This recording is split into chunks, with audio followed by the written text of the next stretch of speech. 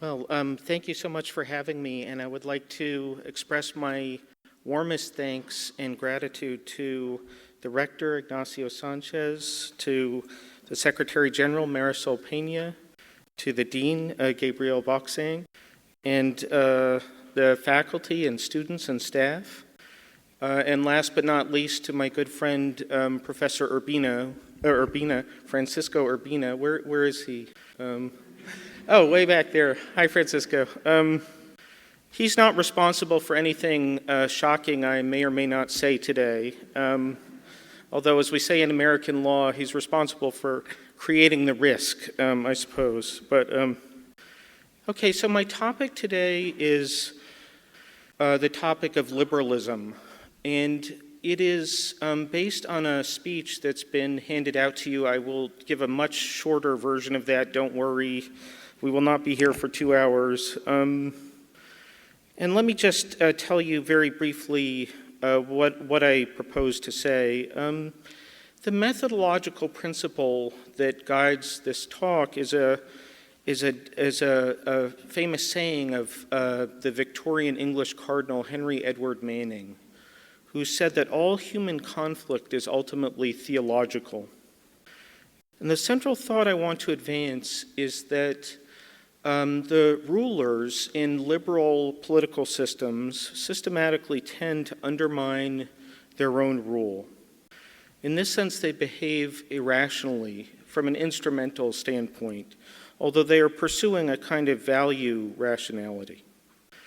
I believe that liberal rulers are compelled by the dynamic character of their political theology and its accompanying sacramental liturgy to violate a central rule of the natural art of politics, what the Italians call the ragion di Stato. The rule that they violate is not to unnecessarily disrupt the traditions, the customs, the mores of the broad mass of the population, or where those traditions have to be disrupted, at least to preserve the outward forms of tradition. Liberalism is incapable of respecting this constraint in the long run, because to do so betrays its inner nature, which is to publicly and conspicuously celebrate a kind of liturgy, a kind of sacrament, the dynamic overcoming of the unfreedom of the past. So I think this dynamic quality of liberalism is structural. It's not an accident, it's not contingent.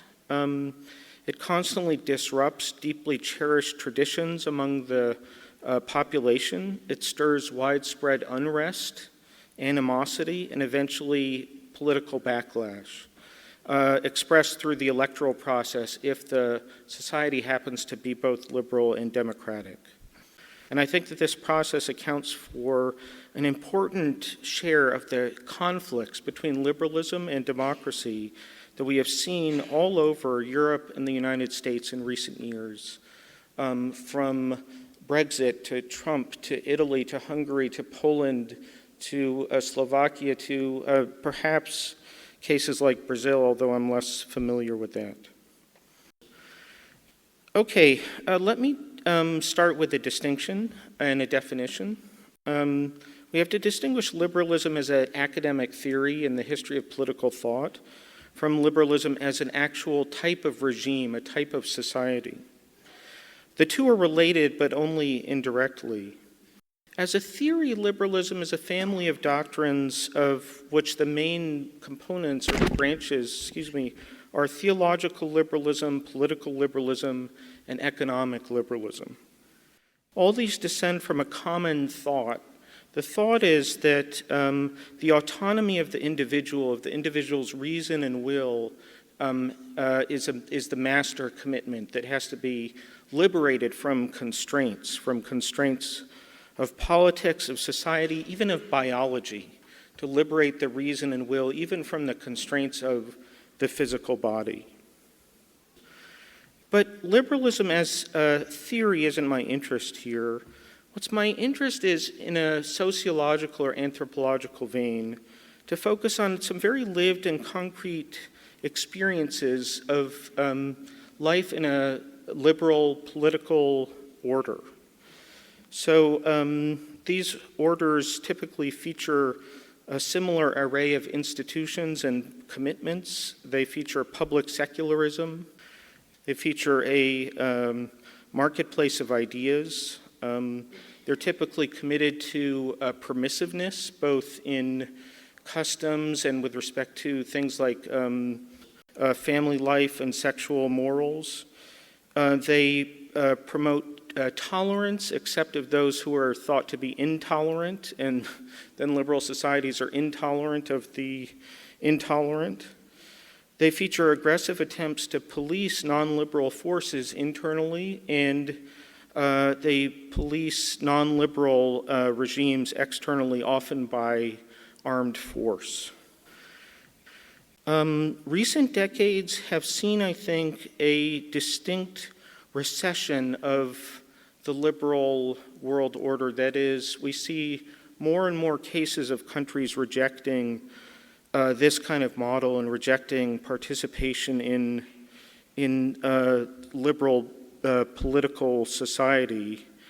And I think that the reason for that has to do with another crucial dimension of liberalism, which is its political theology, that is, its theological commitments.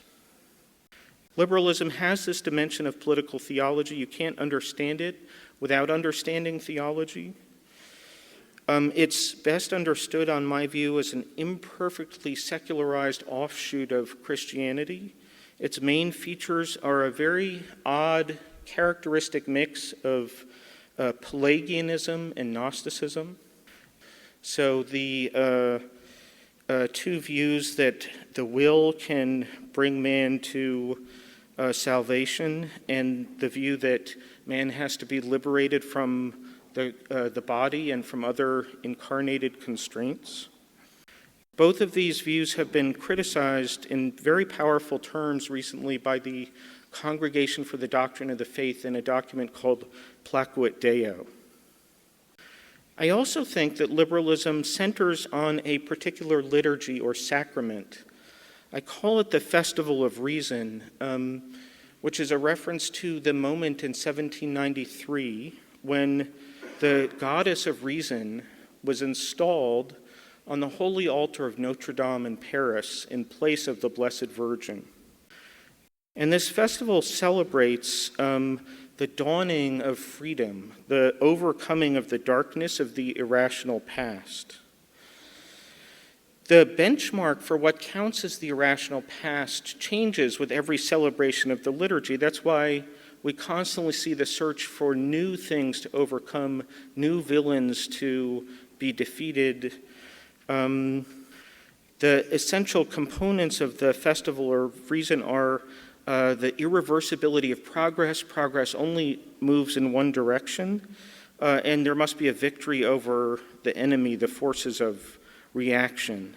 And when you combine these two things, they give liberalism its restless, aggressive dynamism. It has to disrupt settled ways of doing things, settled morals, settled customs, in order to fulfill its self-expression as an overcoming of the irrational, dark, oppressive past. I think only this view explains some very concrete puzzles of living within a liberal society. So here's a puzzle. I constantly encounter people, intellectuals, very smart people, who say things that strike me as incoherent. They say things like, I work for change. I work for change. A moment's thought suggests that change by itself is neither good nor bad. Could be good, could be bad. What does it mean to say I work for change? On what premises would someone say that? A similar puzzle, liberalism has its saints. It has canonized saints. You can go to an airport in America and buy relics of Ruth Bader Ginsburg, mugs, glasses, blankets, all with Ruth Bader Ginsburg's picture on them. Why are the canonized saints of liberalism invariably agents who have produced social or political change? Why couldn't they be people who have blocked bad change? Why couldn't that make you a saint? I think this all actually makes sense, though, if you think that the basic liturgy, the basic sacrament, is to celebrate disruption, the overcoming of the past. Working for change is a kind of value rational action, even if it's not instrumentally rational action. Here's another puzzle. The liberal imagination has an ever-receding time horizon. So whatever the question, the good liberal says, well, we've made some progress, but there's a long way to go. But the thing is that even after more progress is made, the goal is constantly receding. So we never actually attain the moment of fulfillment. I think this, again, makes perfect sense. If the real aim is to create justifications for fresh, ever-repeated celebrations of this sacrament, the festival of reason. Another final puzzle I've written about elsewhere. Why is it that colleagues I know in the American university committed to liberalism react with much more hostility and anger to Brexit, to Poland, to Hungary, than they react to, say, Saudi Arabia or China, which are far worse on any dimension of human rights or liberal principles than Brexit, Poland, and Hungary are? I think the answer is that the first group embodies a horror of going backwards. The sense is that the tide of history is turned around and gone in the other direction, and this is deeply threatening to the irreversibility of progress.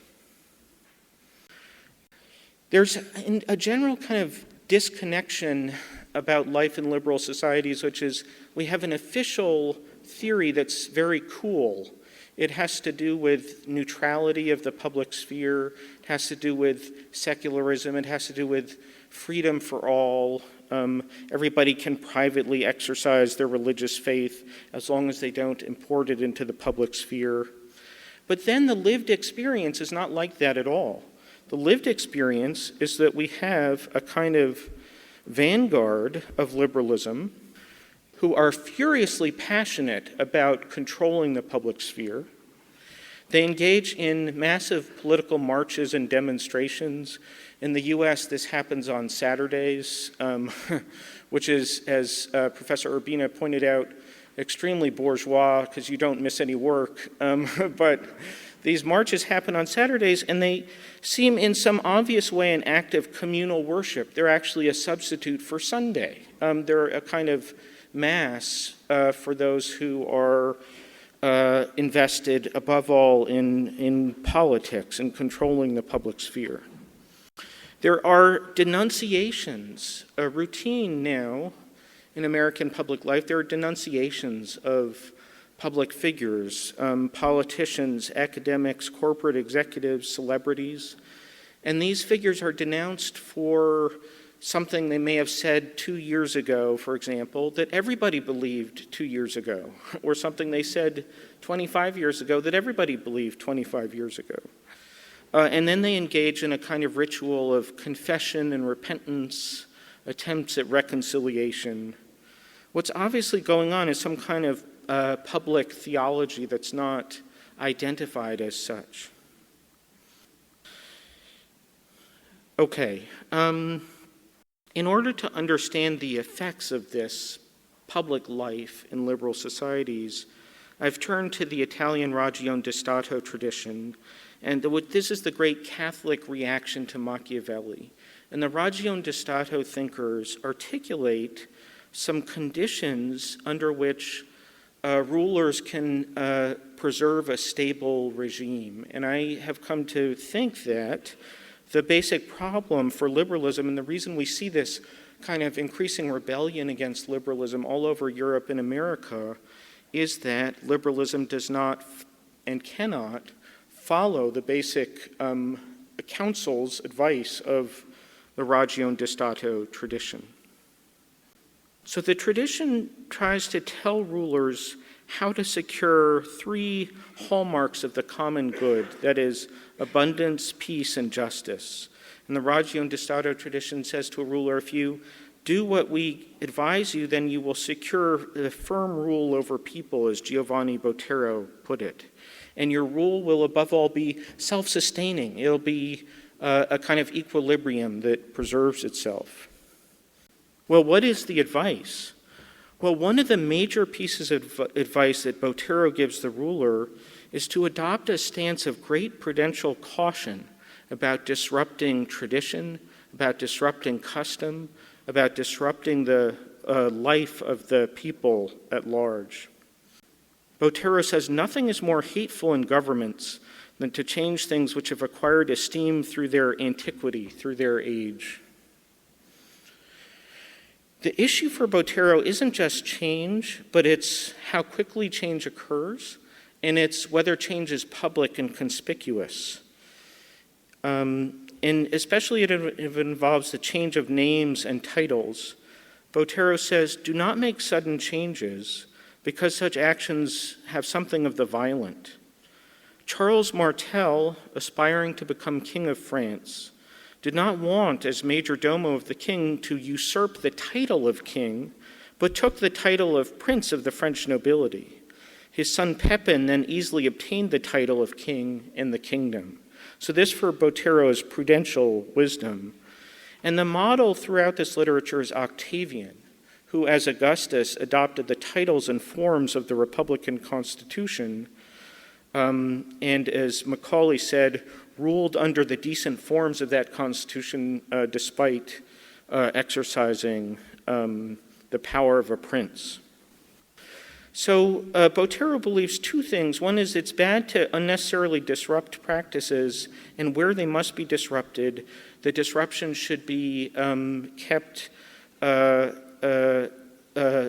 less visible, not salient, by preserving traditional forms and titles. Well, I think that there is a structural tension between that advice and the sacramental, liturgical character of liberalism that I've been describing. So politics in existing liberal regimes show this continual dynamism that publicly and conspicuously celebrates the disruption of the past. As a confessional religion, sacramental liberalism requires not just overcoming the darkness of pre-rational tradition, but the overcoming has to be explicit and public and visible. The community must see that the forces of tradition have been vanquished. They have to see that people see that, and so on. It has to be what economists call common knowledge, that the defeat of tradition has occurred. So, it's not true that sacramental liberalism is incompatible with tradition at any given moment or in any given instance, but the conflict is structural and chronic. In the U.S., within less than a decade, we have gone from an equilibrium in which, roughly in about a decade, we went from an equilibrium in which traditional marriage was the law in every state, to an equilibrium in which, by the law of the land, traditional marriage was not constitutionally permitted in any state.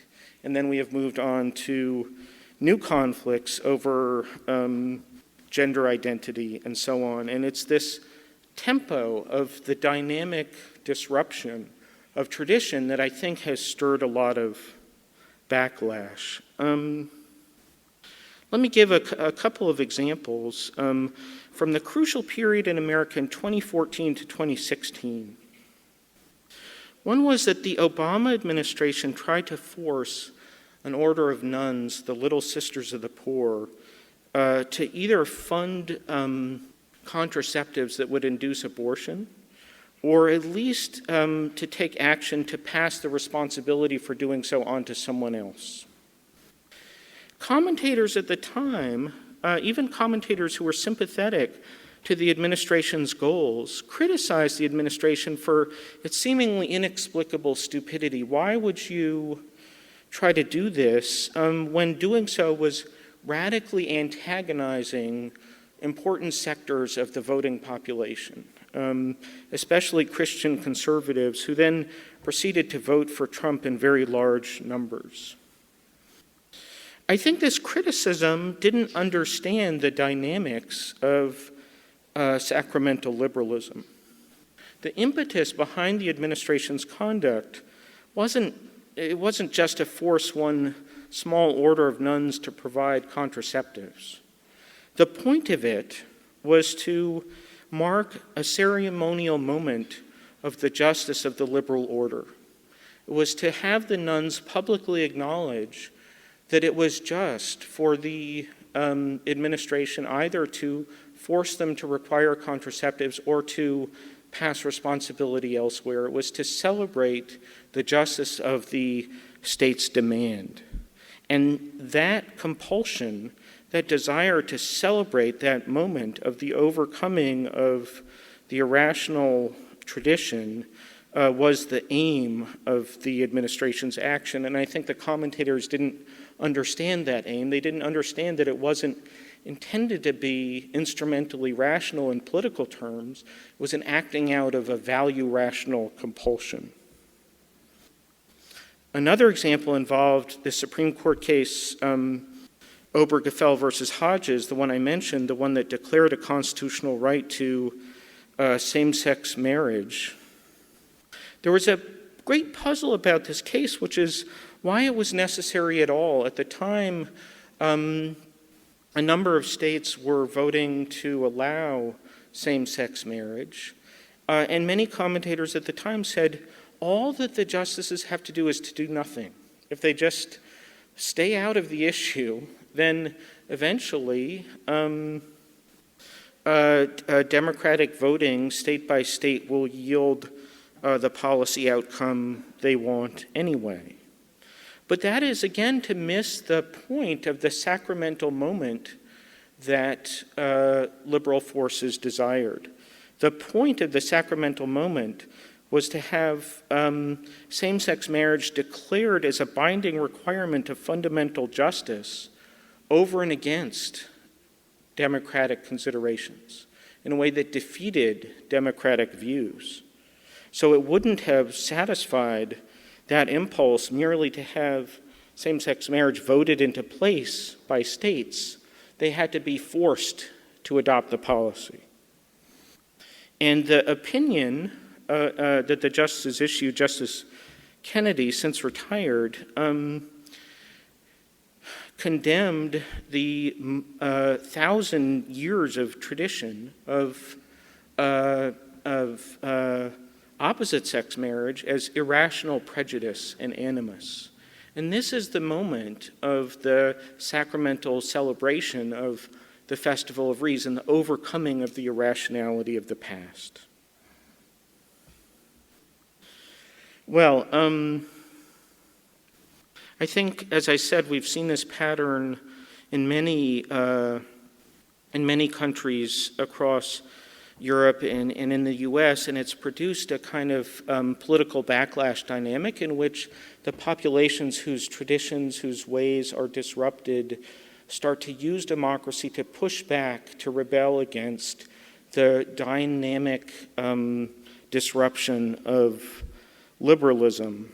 But there's been another stage then to the interaction, which is that in a number of these polities, liberal political parties have reacted not by changing their approach, but, of course, by trying to constrain democracy. So, one tactic has been to require repeated votes or to nullify votes. So, recently, crucial figures in the Tory party have joined, in England, have joined the Labour Party's calls for another referendum on Brexit, presumably the idea being that this one will come out the right way. We saw the same thing in the European Union after French and Dutch voters rejected a proposed new constitution in 2005.